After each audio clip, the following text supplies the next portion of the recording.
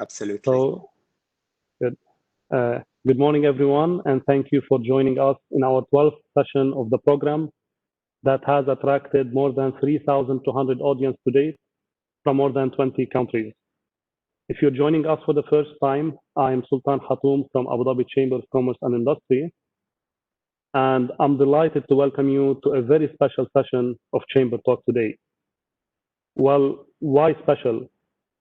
First and foremost, because it's happening ahead of another historic day for the UAE and the whole Arab nation. As all of you are aware, the countdown for Emirates Mars mission, the Hope probe, has started. Ladies and gentlemen, the UAE is heading to Mars tomorrow. It all started 6 years ago with an ambitious idea from UAE's wise leadership to launch a project to send the first Arabic Islamic probe to the red planet.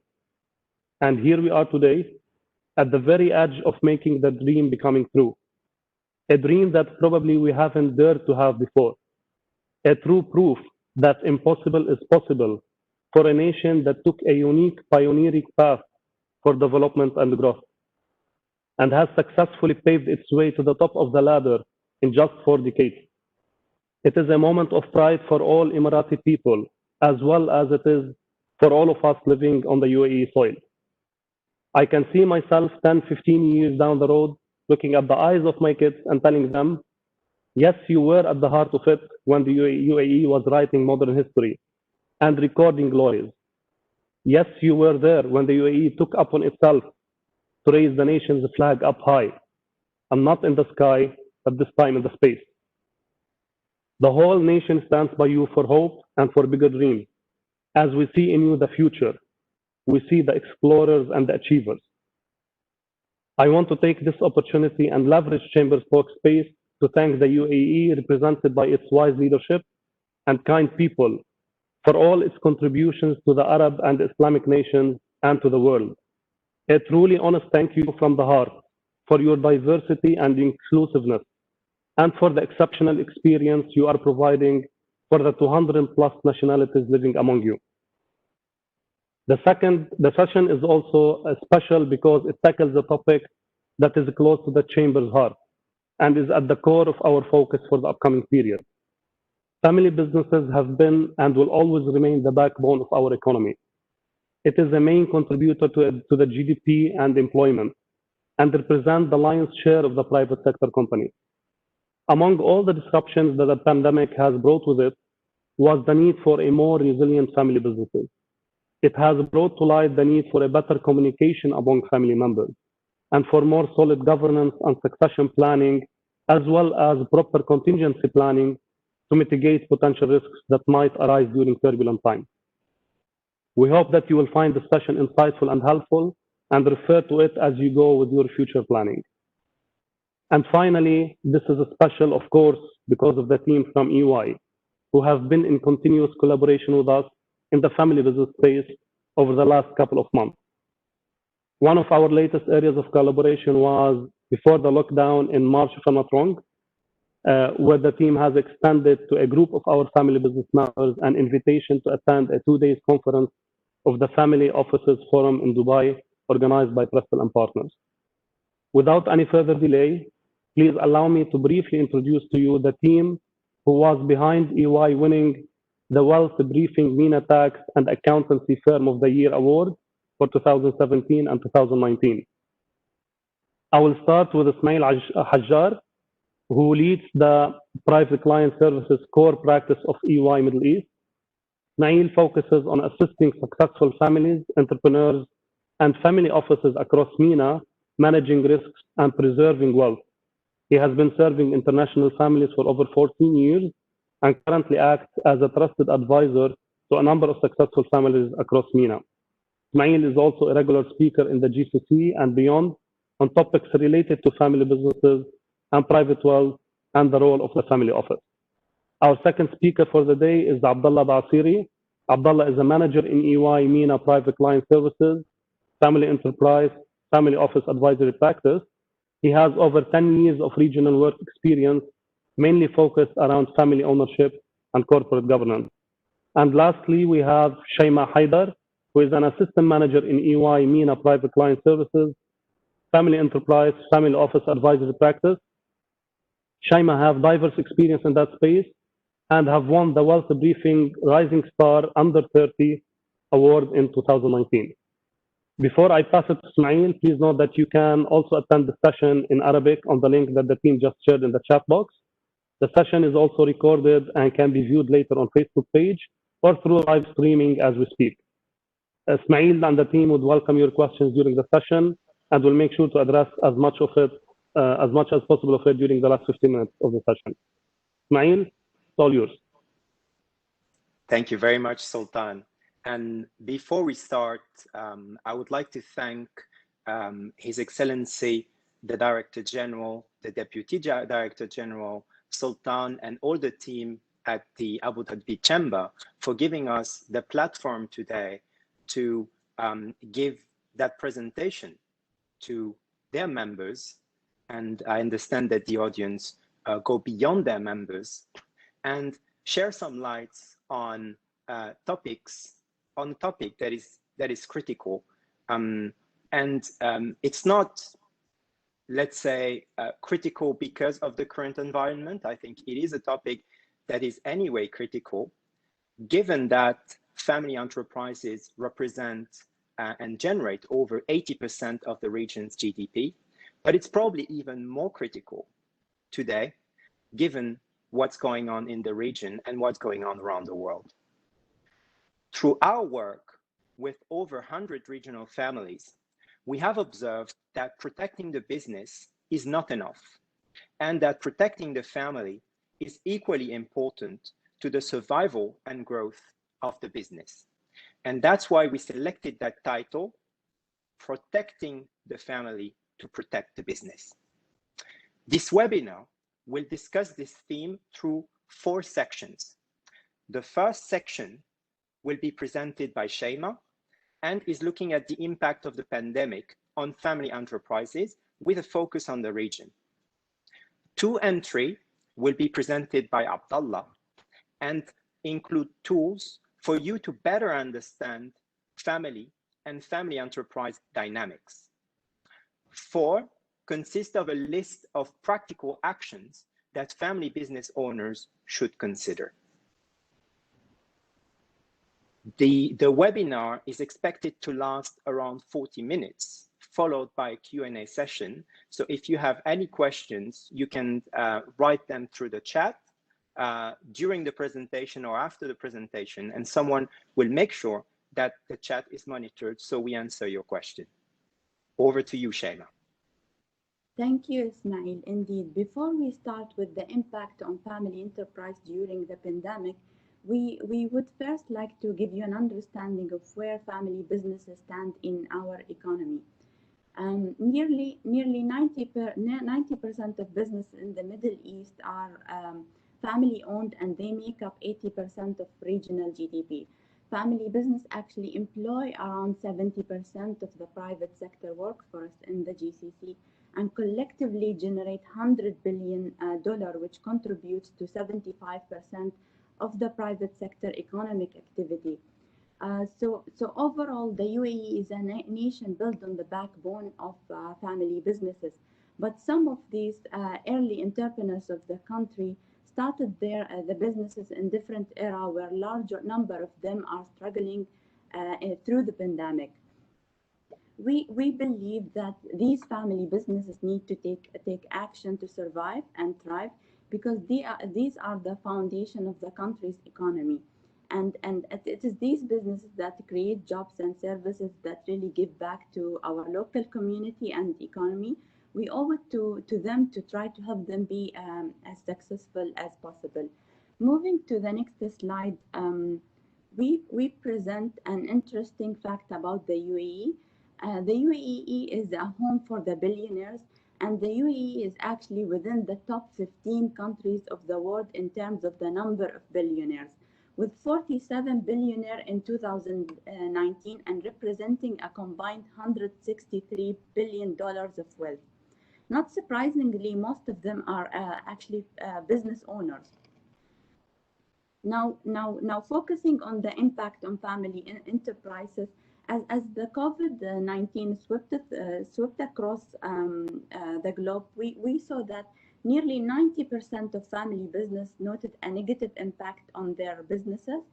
The negative impact of COVID can be divided into three, as presented in the table in our slide.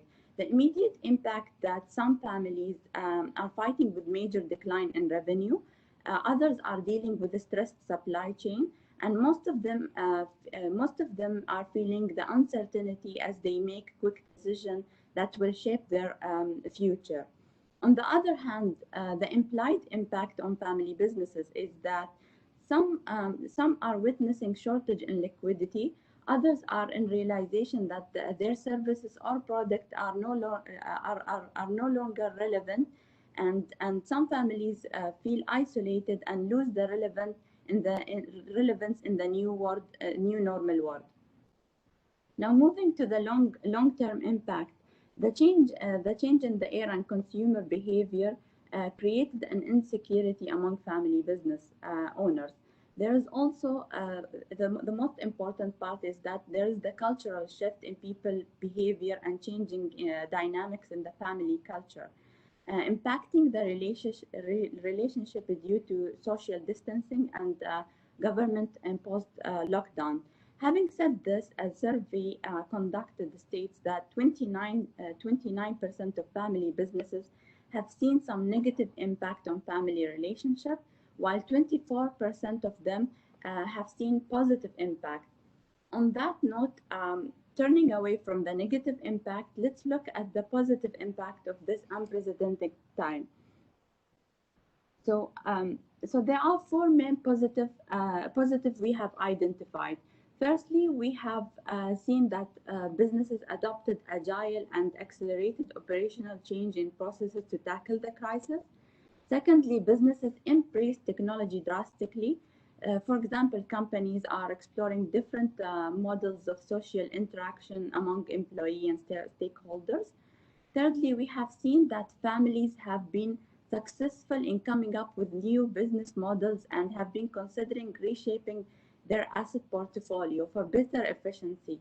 And some examples including perfume company turning into sanitizer manufacturing company, sports item manufacturing company, and now manufacturing masks.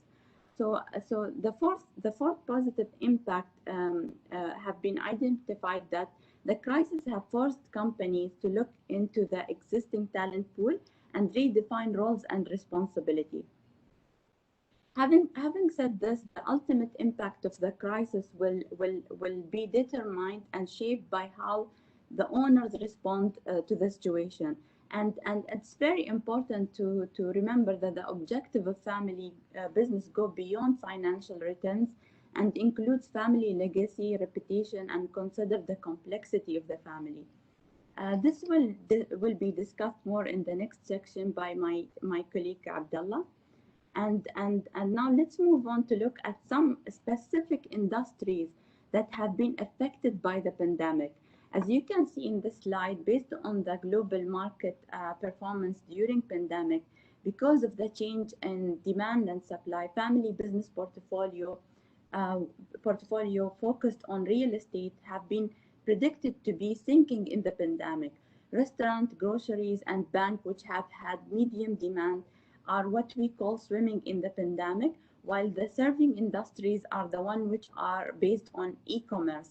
So based on the industries the family business are focused on, families are either sinking, swimming, or surfing, but some of them are doing all across their portfolio. One example that comes to our mind is that GCC family engaged in retail business had managed actually to turn their business from sinking into surfing. They were able to make accelerated changes and prompt decision making. They embraced technology and launched their online shopping platform, which proved to be very successful. A key takeaway from these slides is that family businesses have to reassess their operational processes, resources, and business models, and possibly also shape their asset portfolio to navigate through the crisis. Quoting the president of the EU Chamber of Commerce in China, he said that if there is one lesson to be learned from this pandemic, is that single source is out and diversification is in. Now, moving to the next slide, we have put together a high-level information to highlight some example of the UAE family business and what they have done during the pandemic. Family business owners have shown their support to our economy and community and have been very generous and made very significant contribution through philanthropy during the pandemic. These are only few examples we are proud of, but there are many more of them. The main point I wanted to leave you with is that social contribution and philanthropy are actually very important and also business-wise, as there is a direct correlation between them and business reputation, business innovation, and growth. Coming to the end of this section, I'm passing it to Ismail. Thank you, Shema. So the power of doing good, I like that, and it's very inspiring to finish your section on this. Now that we know more about the impact of the pandemic on regional family enterprises, let's explore the 6 pillars of the family wealth system and what it means to family business owners. Over to you, Abdallah. Thank you, Ismail. So, in the broadest sense, intergenerational wealth transfer in many family enterprises does not really stop at estate planning and financial planning. In fact, next generation members and heirs of family businesses, they really need to be prepared to inherit more than just the financial wealth. And that could include capabilities in the business, family knowledge, family network, and resources which ultimately would enable them to achieve the highest value and purpose of their inherited wealth. So as is illustrated in this slide in front of you, there are 6 forms or dimensions of wealth capital that families could pass on and transmit to their next generation. We have the spiritual capital, the financial, the human, family, structural, and social. So first, talking about the spiritual capital, it aims at defining and keeping in touch with the deepest values that express the nature of the family. So how do families put in place spiritual capital? They need to first understand a deeper meaning for the purpose of their wealth. Families need to have a vision. They need to tell the family story through their family legacy. And more importantly, they need to talk about and uphold the family's values and what is important to them. But the overriding spiritual question here is, why are we passing on the wealth to the next generation? And that is a question every family enterprise must answer. Moving on to the next dimension of capital is the financial capital. And it involves sustaining and overseeing resources to invest and support the lifestyle and managing the investments efficiently. So how do families sustain financial capital? They must create clear and realistic expectations amongst their heirs and the next generation. They need to teach their heirs responsibility, financial literacy, and stewardship. And how can families do that? It can come in the form of education. It can come in the form of early involvement into business, also participation in the business, and that could take place in the form of shadowing executives or sitting as observers on different governing bodies within the family system. The third dimension of wealth that we'd like to talk about is the human capital. And it is really the development of responsible heirs whose values, skills, and motivation enable them to use inheritance wisely and productively.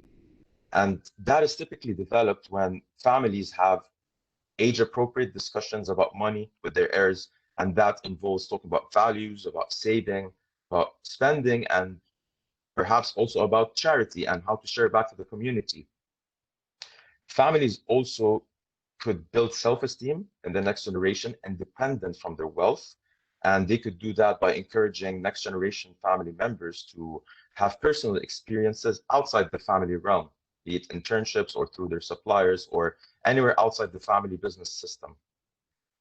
More importantly, this includes developing their skills and capability to become independent. And that means having a minimum expected level of achievement and necessary level of knowledge to achieve those. On the fourth dimension of wealth, which is the family capital, it focuses on staying connected with the extended family. So it's not about only the nuclear relationship that you have, but it's also about extended family, how do family members compromise, how to work together, and how to create a positive relationship that lasts forever. And the first thing that comes to our mind when we talk about family capital is communication. Communication. It's very important. It generates trust and respect, and families need to have platforms for that, to learn from each other, to hear one another, and to understand from one another.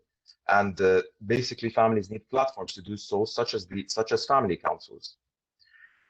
The fifth dimension of wealth is the structure capital, and that consists of governance structures to manage the family's wealth, decision making, how to receive the competent advice from your service providers or advisors, how to manage the family business, and how to manage investments. And a way for families to develop that could come in many shapes and forms, but one way is to develop a family charter or a family constitution with different rules that are bespoke to families. More importantly, the families need to exercise regular meetings through different governing bodies, such as the family council. They could exercise it through other governing bodies, such as the board of directors, and so on. And most importantly, under the structure capital, families need to have a clear ownership strategy when it comes to their wealth and their assets, which includes the family business. Last but not least, on the dimensions of wealth, we have the social capital, and it involves maintaining the wealth with a sense of respect and connection and compassion, and giving back to the suffering and to the communities and to the underprivileged people. And a way to do so, families could express that through their actions and giving back to their communities through their charitable or philanthropic activities. What is really important from this slide is that all of these dimensions of capital, they're all equally important and they're interconnected. And families that explore all of these sources of capital could ultimately optimize the value of the family's financial resources for the future when they pass it on to the next generation. Now we dive into the different types of triggering events in the context of family enterprises.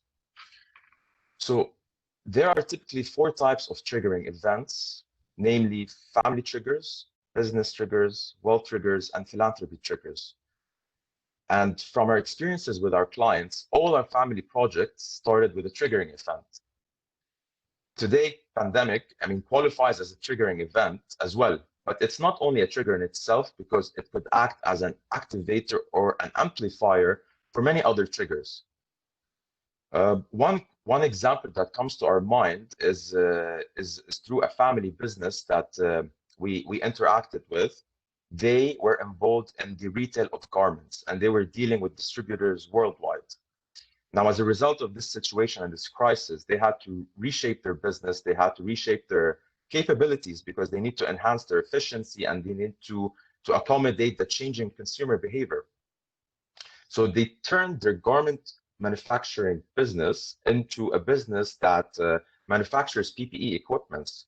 And today they are manufacturing things like, the N95 mask and, protective gear, but that is catered completely to a new market segment, which is the medical industry.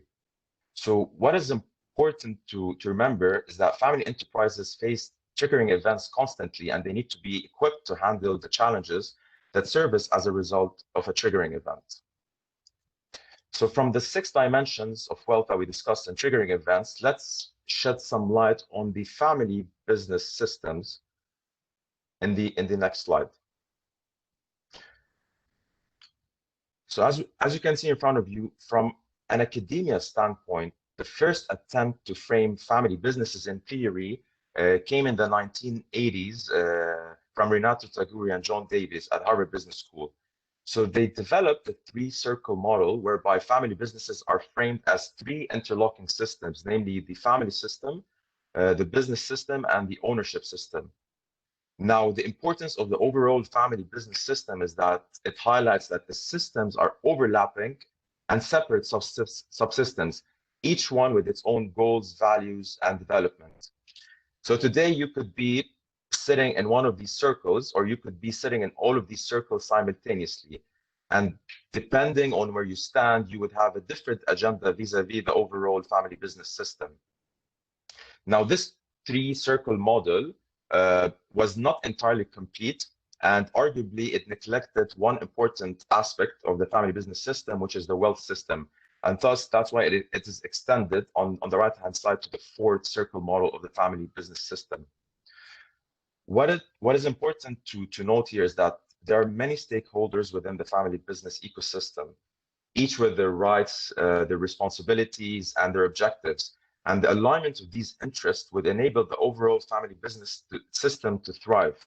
And one more important thing to take away is that each component of this family business system requires governance in its own right. So moving on to the continuum of value emphasis in family business systems, there has been a big misconception within family businesses on their value orientation in the family business system. So you tend to hear families in the region say we are always family first. So it could be a family first versus a business first. So this slide aims to demystify this confusion through this continuum of value emphasis. So on the very extreme left-hand side of this continuum, a family first translates into a business depleting emphasis with the primary goal on family health on one generation, and resources are invested primarily in the family. So in other words, these kind of businesses, they're like, we could term them as lifestyle businesses that deliver cash and other perks to the family. But the family business is started from an investment and strategic thinking to make it sustainable. On the other extreme, on the right-hand side of the continuum, a business first translates into a family depleting emphasis with the primary goal just on business health and growth and resources that could be financial or non-financial that is invested back into the business. So it's important really to remember that no family is fixated in one position along this continuum, and they typically slide depending on their goals and resources. Now, based on our experiences with GCC families, they tend to sit on the family emphasis side of this continuum, as highlighted in the yellow star, with the limitation of less growth in the business system. From a pandemic or from a COVID context, families tend to switch or should switch to crisis mode. So what does this translate into? They need to become more adaptive. They need to move along this value continuum towards the business first emphasis, with resources transferring from the family to the business. An example of that would include family members in a business that would reduce their salaries. Another example would be family members investing more time in the business to make it successful.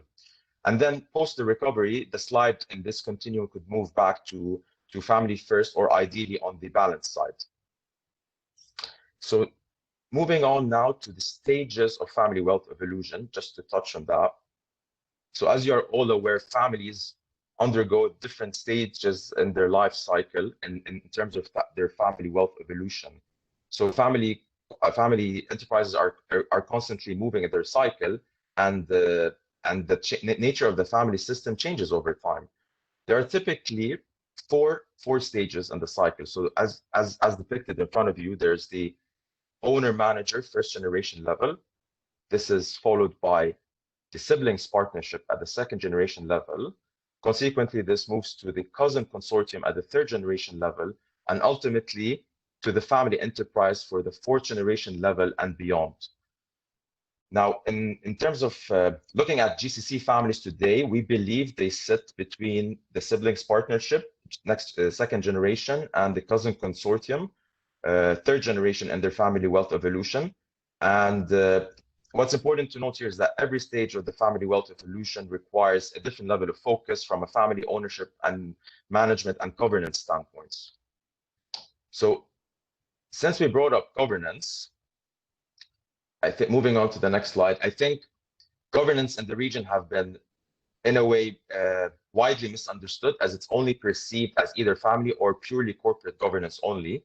So this slide lays down the different components of governance. So we have family governance, ownership governance, corporate governance, wealth governance, and philanthropy governance. A good family constitution for family businesses should touch on all of these pillars of a family enterprise governance. And it's important for families to understand where they are with respect to each governance component and their maturity within their organization.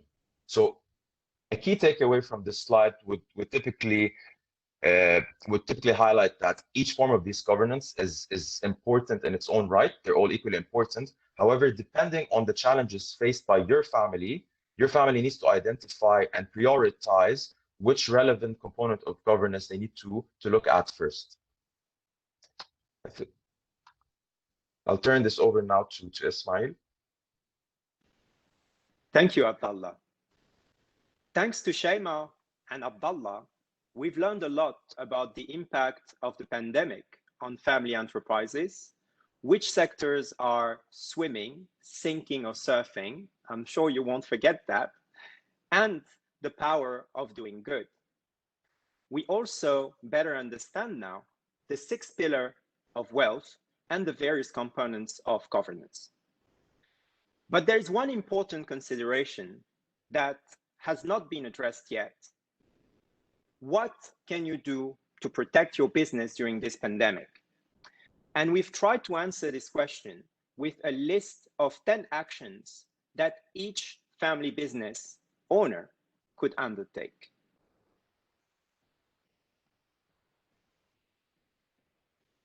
First action is map your wealth. It sounds easy and obvious, but you would be surprised how many families we dealt with who did not have a clear inventory of everything they own globally. 2, separate private from business. Indeed, mixing private wealth with corporate can create cash flow issues in the operating business and risks to the sustainability of the family business. And there are many examples in the region and worldwide, which actually lay out the risk of what could possibly go wrong when business and private are commingled. 3, promote transparency. Transparency and honest communication are critical to build trust within any group of individuals, including, of course, a family or a business. And that really brings to my mind, something that I always say to the patriarch or matriarch that we work with. It's that you have 2 ways to approach succession planning. One way is that the patriarch or matriarch would, with the help of an advisor, lay down his or her wishes and then impose them on the next generation. This is what I want. This is what you should do. Another approach or another path consists in laying out the wishes and then thinking, okay, what is it up to me as the patriarch or matriarch to execute? And what can I transfer to the next generation? What part of those wishes or of those future dreams or objectives can I task my next generation to make it happen in a collaborative manner? And we see that second approach yielding a much higher and much more sustainable results than the first one. And that, of course, involves and requires a great deal of transparency and honest communication. 4, consider diversification. And diversification could take different shapes, of course, investment in wealth diversifications, but also talent diversification to leverage in the most efficient manner on the family capital. And we have within our client base fantastic stories about families which have leveraged on family talent to achieve diversification. And one example which comes to my mind is a family that was historically focused on automotive and real estate, and which is now a leader in the region in renewable energy, thanks to the effort and the drive of one NextGen member, but also thanks to the openness, let's say, and modern approach of the patriarch and the rest of the family. 5, adopt portfolio ownership mindset. And what do we mean by that?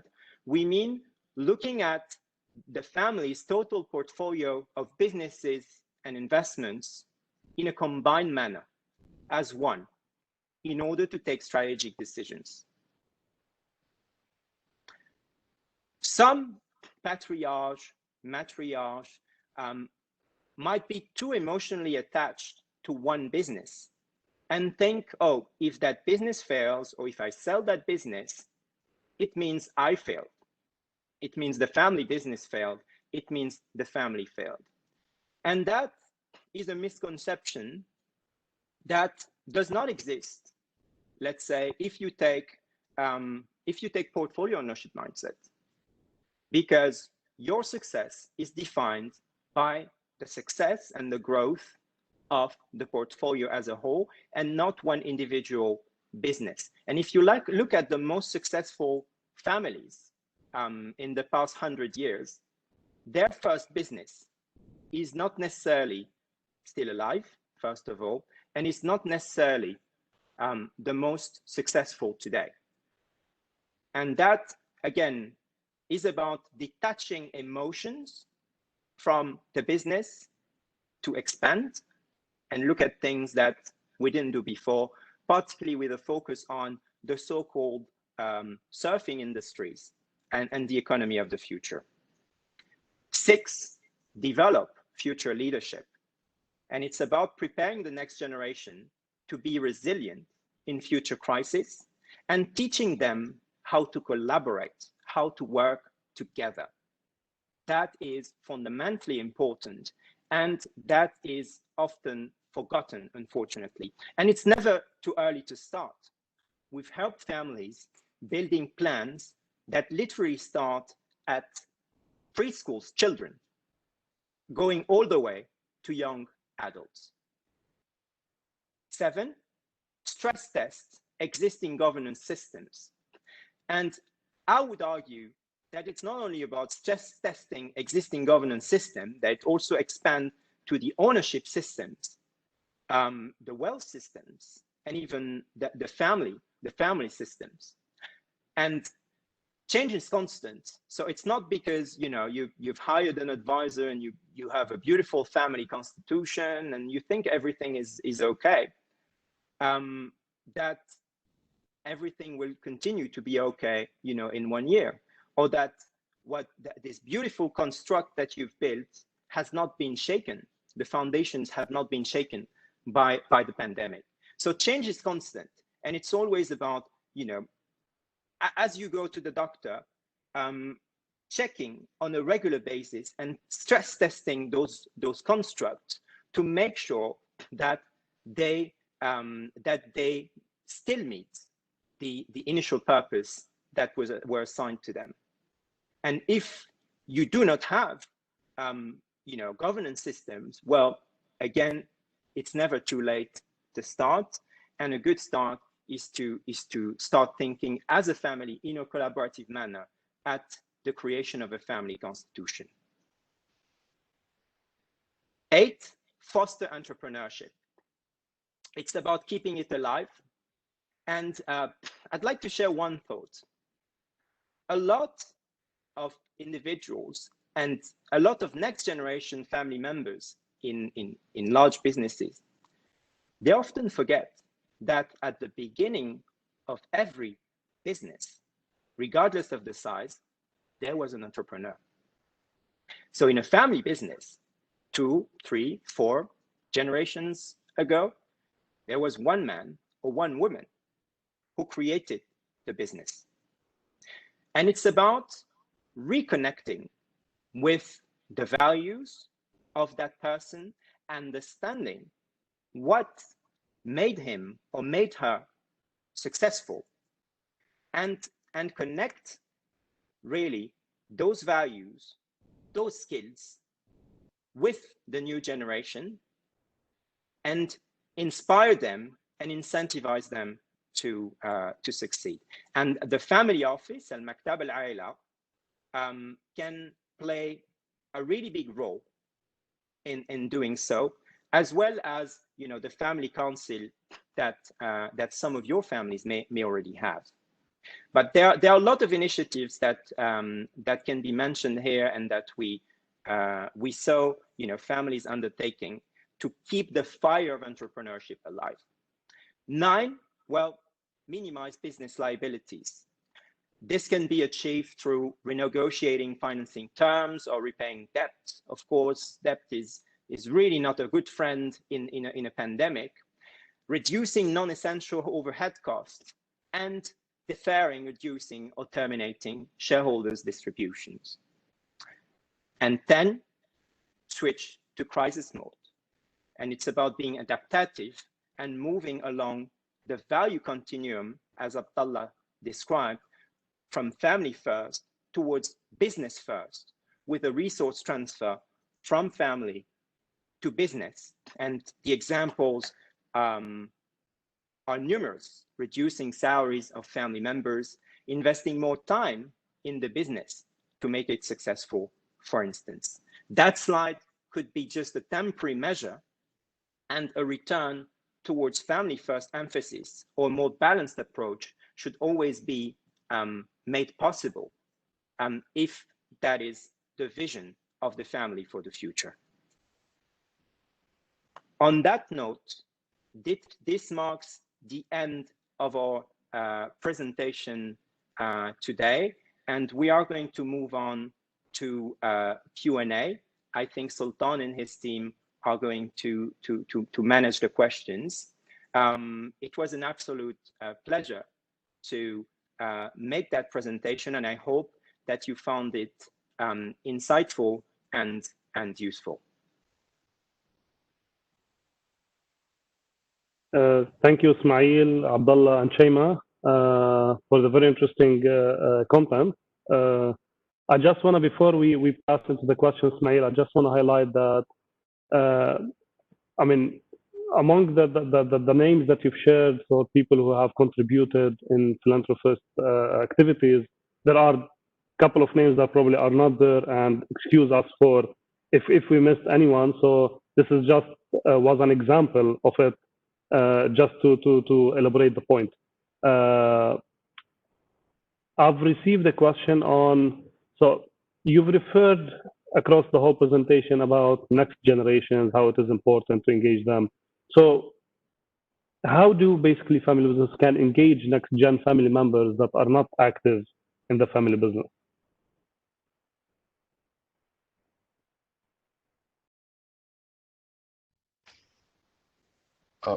I'll take this one, Ismail. Yep. So, I mean, there are many forms to engage the next generation family members. It could come in the form of mentorship, you know, where the family business facilitates opportunities for mentoring.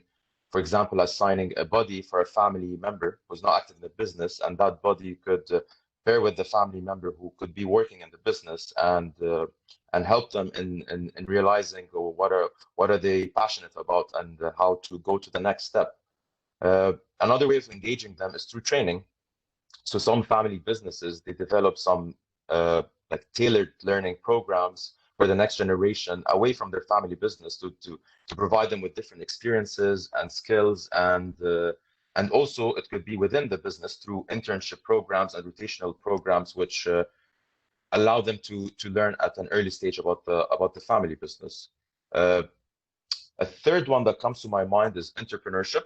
Entrepreneurship is definitely one way to engage them. Maybe you build a structured program, a venture kind of program that could be facilitated by your CFO, or if the family has a family office, they could facilitate that, and to give them some entrepreneurial, to support them in coordinating and moving on with their entrepreneurial ventures.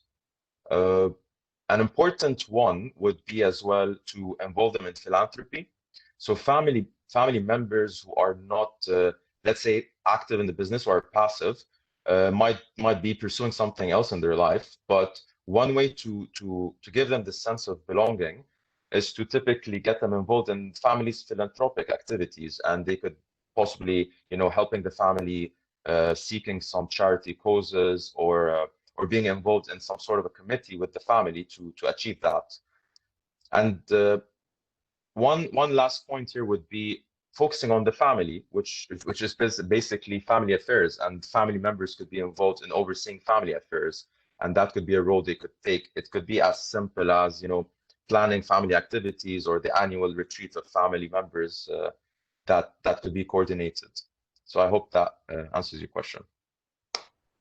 It did, Abdullah, and I can add to this as well. Probably, I know that I'm glad you're not marketing yourself, but I can add this. I know that EY has a Next Gen program, which as well could be a solution as well, a starting point. We have a question from one of the audience around. So, Ismail, if you can a little bit elaborate on number 9 in the last slide of the key takeaways on business liability, if you don't mind. Sure. So, look, let me look at the slide again. Just 1 minute. But before I answer that question, I think something that I wanted to add to what Abdullah said about involving the next generation in the business is about managing, at the end of the day, everyone's expectations and reassuring them by telling them that there are multiple ways to make a positive contribution to the family and overall to the family enterprise. It's not about only, one business. So it's not, there's only one business, it's not only about, working in the business, right? There are different positions that can lead to different ways of making a positive contributions. And one of them is to act as a board member, for instance, which is different from working in the business. It's not focusing on the day-to-day management. And there are many ways to make positive contributions on the family side as well. But that requires having a framework in place and having had that open and transparent discussion before.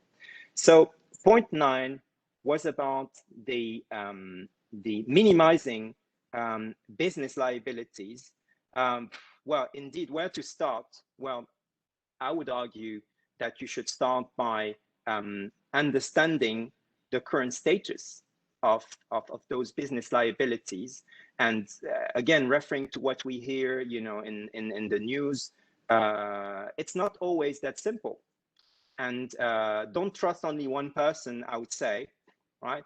And ask multiple people maybe to give you the same information so that you can have a clear view on where you stand today. And once that clear view is obtained, it's about, starting to strategically think, what can we do, in the short term to manage liquidity?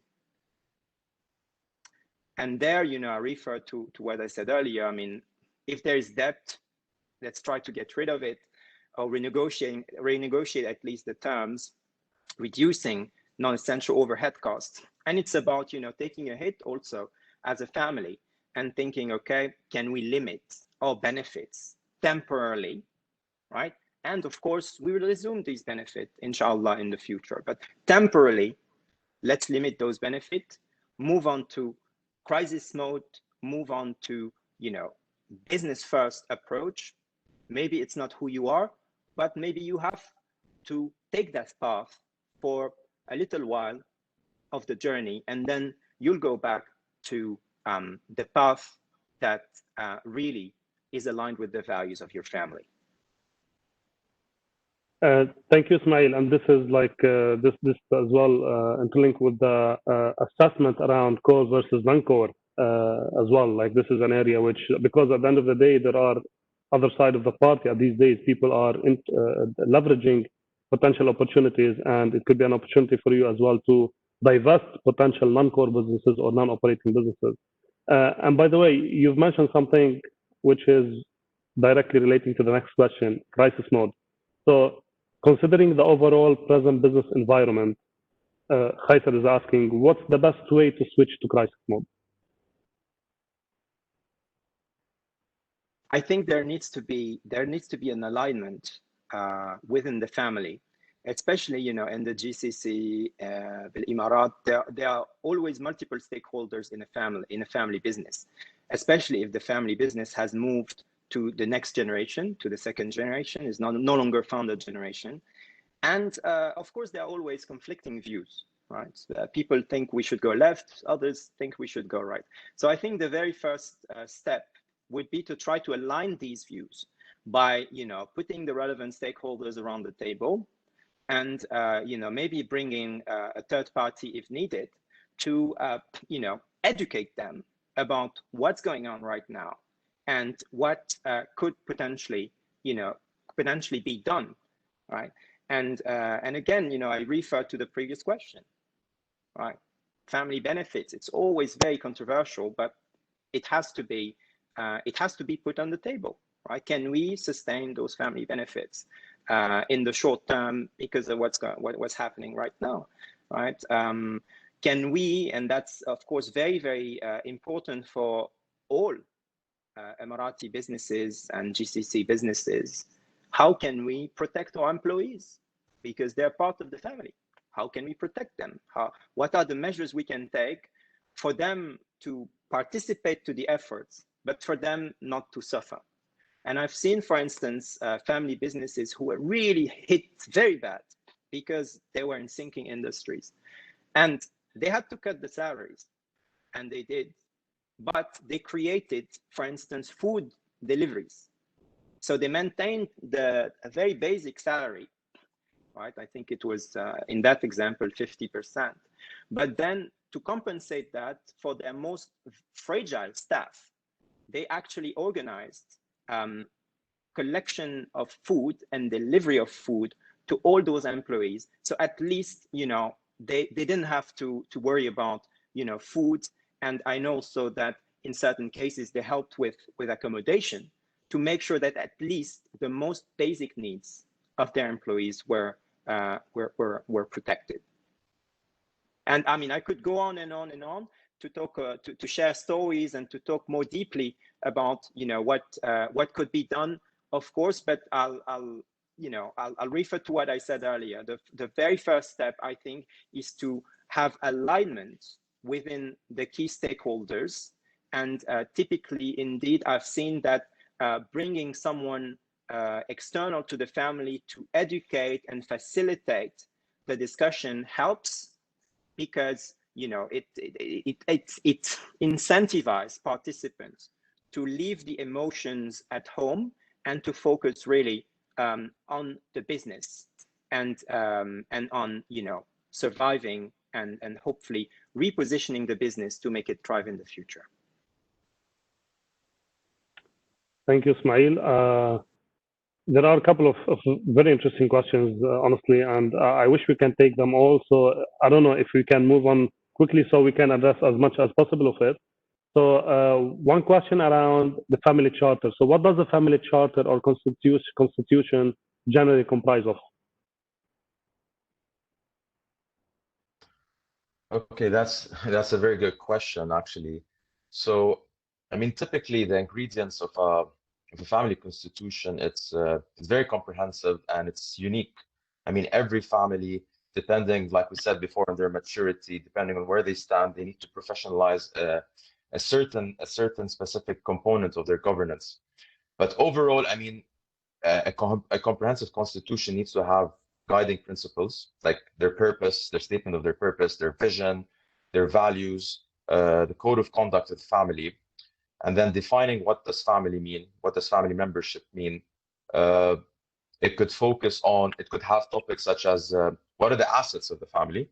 I mean, is it just the business? Does it comprise also the private wealth? How do you define the assets of the family? and more importantly, the ownership governance or the ownership strategy of the business. I mean, how do they want to own ultimately these assets?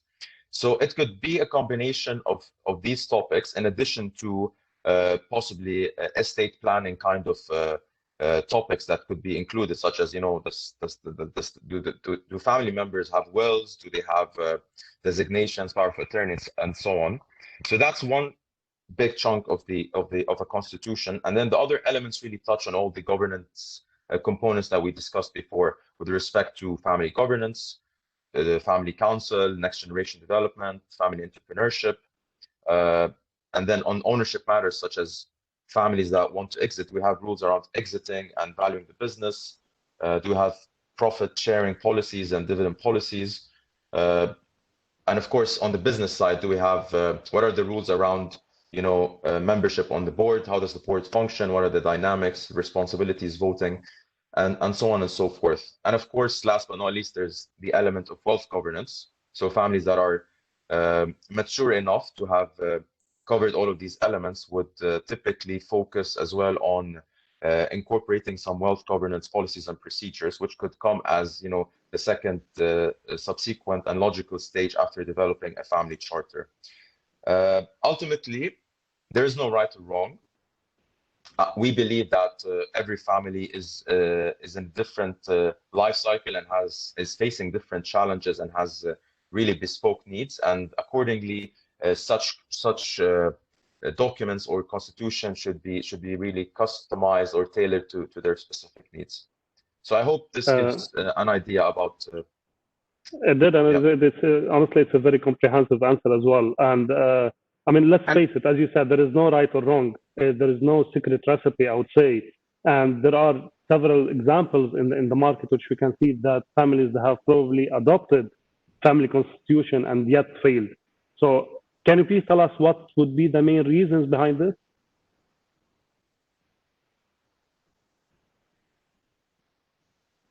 Okay, sure. So, I mean, over the last 10, 15 years, at least, as well I remember in the region, I mean, many family businesses have failed in implementing, successfully implementing their constitution because they just reached a point where they designed this beautiful document and then they just morally agreed to it and then they just shelved it.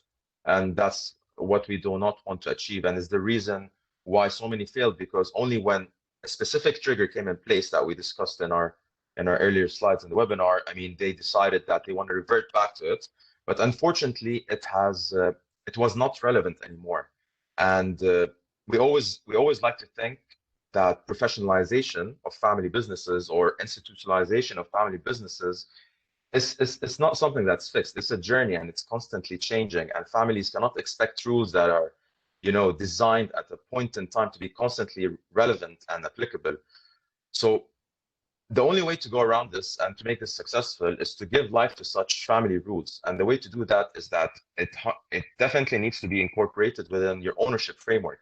So it has to come hand in hand with the ownership framework, and that could come in the form of incorporating it in the bylaws and the articles of association through shareholder agreements, or even better, if families adopted the fiduciary structures. And this is one of the secrets of multinational families that survived for hundreds of years, is that they adopted fiduciary structures, and there's then less flexibility on family members to do something that could ultimately get them to have this business maturing in a very unsuccessful manner.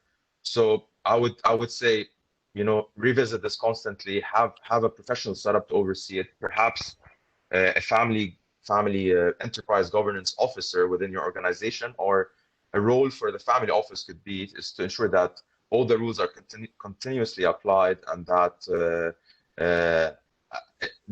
they need to ensure that at the first stage that this is incorporated within the constitutional documents or the ownership framework of families. And I want to add something. I will be very brief. Only one thing to what you said, Abdallah. Do it collaboratively. Do not create a family constitution on your own and then impose it on your children. even if your children are young, within the list of topics that Abdullah mentioned, there are at least 4 or 5 topics that can be discussed, that can be built in collaboration with your children, even with young children. So don't do that on your own, do that collaboratively. I think that's one of the reasons why some families who created a family constitution have failed. They just did it to tick the box. It's not about that. And involve the next generation early on, right? The best way in life to achieve consensus is for others to think that it is their own idea, right? That this idea of doing a family constitution is not only my father's idea. Actually, it's also my idea. I want it, right? And I mean, if you do that from the start, the risk of a failed implementation of the constitution, in my view, is low. As mentioned earlier by you and the team, Ismail, it's always communication. Well put by Abdullah. So I believe we're running out of time. I'm gonna have one last question, and then I'll pass it to you for any final closing words before I close. The final question is if you can tell us more about specific initiatives undertaken by family enterprises to foster entrepreneurship within their family and businesses. Thank you, Sultan. And I think some of them were mentioned before. Okay, but I'll refer to what I said earlier. In every single business, no matter the size, no matter how old it is, there was an entrepreneur. There was the initial entrepreneur. That initial entrepreneur was successful. Otherwise, the business wouldn't be, surviving today. So he was successful. What made him successful, right? What was his secret recipe? What were his values, right? And so one key initiative aims at building programs for the next generation to connect with the initial entrepreneur, even, God forbid, if he's gone or if he's no longer there, but connecting to him, spiritually through, what remains of him, be it, if he wrote a book, pictures or videos of him, or, stories shared by, let's say, the next generation, if we're talking about 3 generations, to their children. So very importantly, that's I think a key program for the next generation to remember that their family at core is an entrepreneurial family. Don't forget that. I would say too, once, let's say, this mindset is there, it's about making sure that the family is open-minded. And if children comes with an idea, that it will not be, automatically rejected because, oh, you're just, you're too young for this. Let the big boys or the big girls play. No. Listen, getting back to communication, listen to him, listen to her. Maybe his or her idea will be the next, cash cow of your portfolio. Or maybe his or her business idea will complement the main business and will allow your business to grow faster or grow in a different direction that couldn't have been made possible without it. And I'll share a story about that. And it's a regional family that we worked with, and their family was heavily exposed to let's say electricity. Their main industry are electricity and water. And they created a game, actually, and we were the one to suggest that game. They created a game for the next generation, and they said, okay, you think you're good, you think you're bright, so we give you the challenge my business. How come challenge my business? Challenge my business. Create an idea, find an idea, and it doesn't have to be your idea, you can search for it, right? But find an idea that will help us do our business better, and that will help us sustain and thrive in the long term. And some of those ideas were absolutely amazing. You know, it motivated some of the next gen to actually go and see, you know, how the business is conducted, you know, because they wanted to win. And I think one thing that shouldn't be forgotten is that the next generation, they love playing, and it has to be entertaining, right? It has to be, I think the way to communicate with them, the way to incentivize them has to be tailor-made and has to be adapted to their needs and requirements. And playing is a good way. And next generation, they start playing very early on. So again, you can challenge them at a very young age. Of course, don't expect that they will, you know, if they are 6 or 7 years old, they could find the next big idea. It's not impossible, just less likely. But when they reach, you know, their early adults in their, you know, 18 or 17, 18, 19, 20, 21, 22, they already know so much, and probably more that their parents on certain, you know, on certain key components of the economy of the future. And then the third thing I wanted to mention is use the family use the family resources to help them. And it's not just paying the bills, right? It's using the family network so that they can be put in contact, for instance, with a coach, you know, similar to those incubators. And I know that in Abu Dhabi, you have excellent incubators. Apply the same model to your family, right? Put them in touch with a coach if they have a good idea, who will help the next gen turn his idea into a business plan, right? And from there, maybe present the business plan indeed to the family, so that the family could decide, okay, do we want to actually put money into it? But that should be optional and not mandatory. That the next generation should not feel entitled that if he gives an idea, oh, it's going to be funded. No, the obligation is on the family to support you to develop the idea, not on the family to pay and to put significant money in your idea to actually buy it. In my view, the next generation should also pitch, you know, outside of the family, so that, you know, he earns it, and he learns it, let's say in a comparable way to what an entrepreneur, what a normal entrepreneur would do, right? It's all about creating that culture where, you know, even if you come from a very good family, mashallah, you still have to earn it. And yeah. I'll end. I think the answer to the question on that, you have to earn it. And thank you very much, Sultan. Again, all your team. Thank you to His Excellency, Director General, the Deputy Director General. I want to finish also by saying that what you saw, the names that you saw who contributed to philanthropic initiatives, it's just an examples. There are so many more, but some of them, a lot of them, actually do that in a very discreet manner. So it was very hard for us to find them all. So if you don't see your name in the list, maybe you've been too discreet, and we apologize for not putting you on the list. But if you wish your name, if you're listening and you wish your name to be on the list, just let us know, and we'll make sure that your name is on the list before we circulate the slides to the public, which is the intention. And I'll let you close this session, Sultan. Thank you again.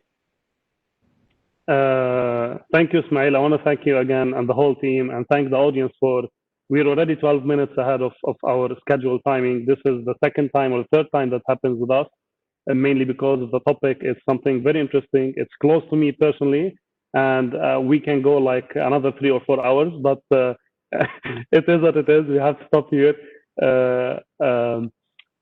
I hope the audience find the session very helpful and insightful, and every one of us, I believe, will be awake tonight, looking and watching the Probe Hope to Mars. It's something which we're all proud of. I want to close with a reference to our sessions next week. So next week we have on Sunday, financial and business impacts of COVID-19 in financial services with KPMG. And on Tuesday, the evolving role of data and analytics and artificial intelligence during disruption with Gartner. Until then, stay safe and have a good day. Thank you.